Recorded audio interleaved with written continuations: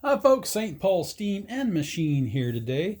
What I wanted to do was put a spider on my PM1228 lathe and have it come out here. And I've seen and watched a lot of videos on how people did it.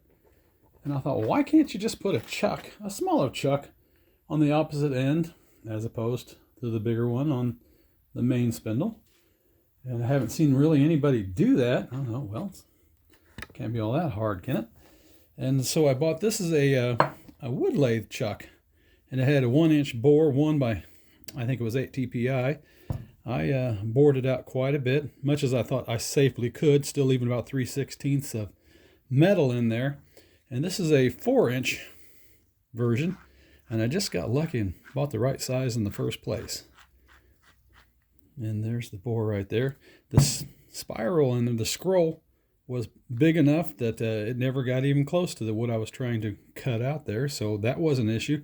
Really, I just bored the threads out of it, and I also threaded it on the back side here. Now I screwed that up because I reverse threaded it, meaning that I had to reverse thread the receiving end of that, so I wasn't paying enough attention there. So if you do this, make sure you pay attention.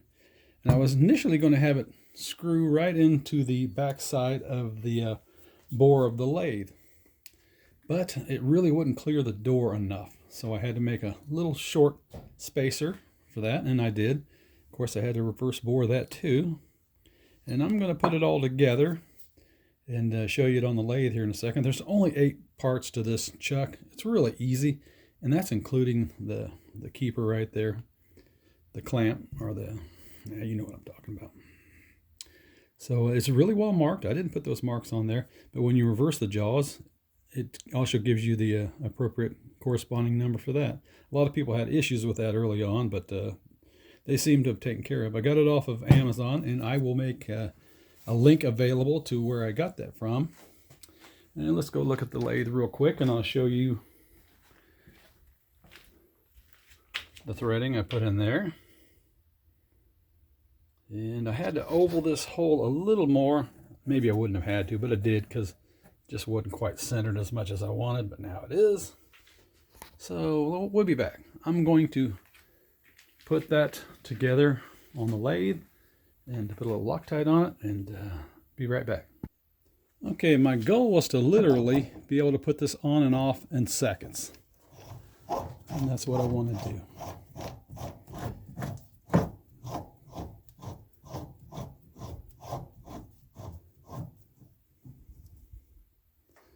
Okay, I'll lock this down.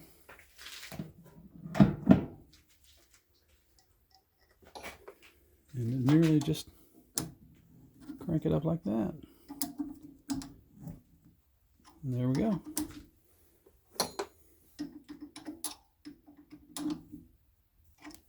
And to open it up, you merely just you just turn this inner ring. You can kind of speed do it with your thumb, and when you want to clamp down, you can put that rod in there, and Bob's your uncle. It works very simply, and it's actually pretty close to spot on accurate. Even at this end, you're just supporting the work, so it doesn't have to be all that darn close. I'll give a little demonstration here. Okay, I've got a piece of brass stock in there. I think it's about 1/4 inch, and that's typically what I'd be working with. This is a 3-footer. You can see it's hanging out a lot. We'll fire up the lathe.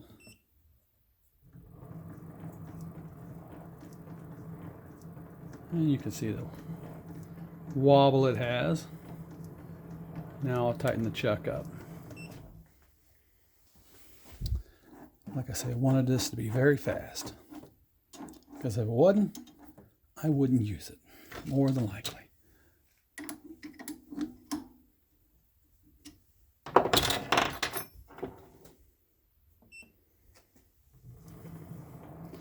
And there we go. Works as I planned on it to. Very easy to take on and off. Hope this can help somebody. Like I said, I will link that chuck that I got. I think it was $50. The hardest thing was threading the inside bore of the shaft for the lathe. If somebody's really interested, I can tell you how I did that. It's kind of hokey, but we got it done. Like I say, I made a few mistakes. Be careful what direction you thread, and just pick a thread.